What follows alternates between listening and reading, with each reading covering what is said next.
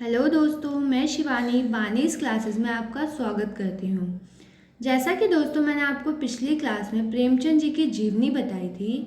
इस वाली क्लास में मैं आपको प्रेमचंद जी द्वारा लिखी कहानी ईदगाह के बारे में बताऊंगी। ईदगाह प्रेमचंद जी की बहुत ही अच्छी कहानी है जो कि 11th की बुक्स में भी दी गई हैं। इस कहानी में प्रेमचंद जी ने ईद जैसे महत्वपूर्ण त्योहार को आधार बनाकर ग्रामीण जीवन का सुंदर चित्र प्रस्तुत किया है। इस कहानी के माध्यम से दोस्तों उन्होंने ये बताने की कोशिश की है कि जो गांव में जो लोग होते हैं वो अपना त्योहार किस तरह से मनाते हैं। इस कहानी में हामिद की समझदारी और उस अपनी इच्छाओं पर संयम पाने की उसकी खूबी को चित्रित किया गया है। इस कहानी में हामिद का चरित्र सभी को भाव विभोर कर देता है।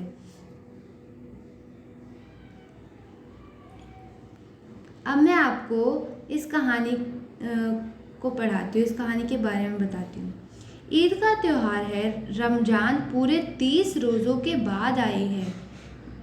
दोस्तों, जो रमज़ान है वो मुस्लिम जो कैटेगरीज होती हैं उनका फेस्टिवल होता है रमज़ान, जो कि 30 दिनों तक होता है। और 30 दिनों बाद जब रमज़ान होता है उस दिन ईद मनाते हैं लोग। सभी बच्चे बहुत खुश हैं क्योंकि उन्हें ईदगाह जाने का मौका मिल रहा है। सबसे ज़्यादा खुश है हामिद। वह 4 साल का गरीब दुबला पतला लड़का है।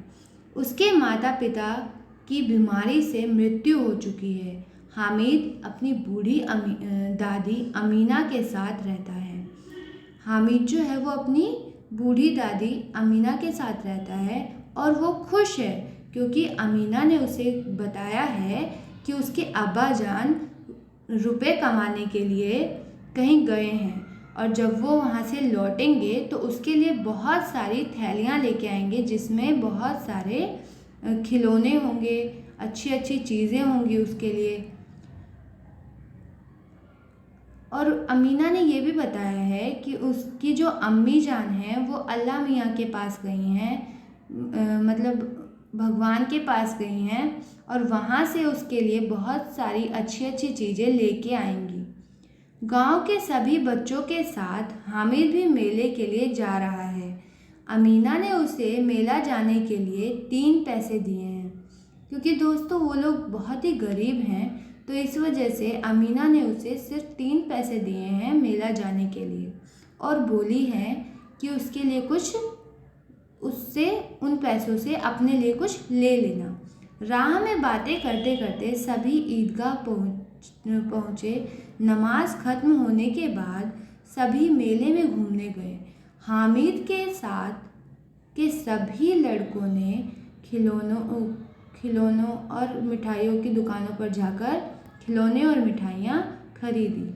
हामिद के पास सिर्फ 3 ही पैसे थे, इसलिए हामिद ने कोई खिलौना नहीं लिया और ना ही कुछ खाने के लिए लिया उसने।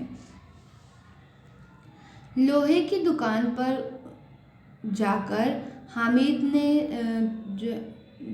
जब हामिद लोहे की दुकान पर गया तो वहाँ पे उसने एक चिमटा देखा, तो उसको अपनी दादी के हाथों का ख्याल आ गया कि अमीना के जो हाथ थे वो जल जाते थे रोटियां बनाते टाइम, तो इस वजह से वो लोहे की दुकान से उसने 3 पैसे में एक चिमटा खरीद लिया। सभी ने अपने खिलौनों की तारीफ़ की तो हामिद ने उन्हें कहा कि यह तो मिट्टी के खिलौने हैं, एक बार गिरते ही टूट जाएंगे, लेकिन मेरा चिमटा तो लोहे का है, यह तो गिरने पर भी नहीं टूटेगा। हामिद ने सभी को अपने चिमटे की अलग अलग खूबियाँ बताई, जैसे मेरा चिमटा बहादुर शेर है, मेरा चिमटा आग में, पानी में, आंधी में, तूफान में बराबर डटा खड़ा रहेगा। मेले से घर लौटने पर हामिद ने चिमटा अमीना को दिया। अमीना ने हामिद को डांटते हुए कहा, सारे मेले में तुझे और कोई चीज़ ना मिली जो यह लोहे का चिमटा उठा लाया। हामिद ने कहा, तुम्हारी उंगलियां तवे से जल जाती थी, इसलिए मैं ये चिमटा ले आया। ये सुनते ही जो अमीना थी, उसका जो गुस्सा था हामिद पे कि वो 3 पैसे वो ख़राब कराया, वो गुस्सा तुरंत शांत हो गया और उसने हामिद को कस के गले लगा लिया। और गले लगाकर वो सोचने लगी कि इतना छोटा सा हामिद कितना समझदार है, उसने अपनी इच्छाओं पर कितना ज़्यादा नियंत्रण किया है कि मेले में जाकर भी उसने कुछ भी नहीं खाया, ना मिठाई ली, ना उसने खिलौने लिए, और वो अपनी बूढ़ी दादी के लिए एक चिमटा लेकर आया। ये सोचते सोचते उसकी आंखों से बहुत सारे आंसू की बड़ी बड़ी बूंदें गिरने लगी। हामिद ने ये देखा कि उसकी दादी रो रही है, तो वो बिल्कुल कुछ समझ नहीं पाया कि अमीना क्यों रो रही है।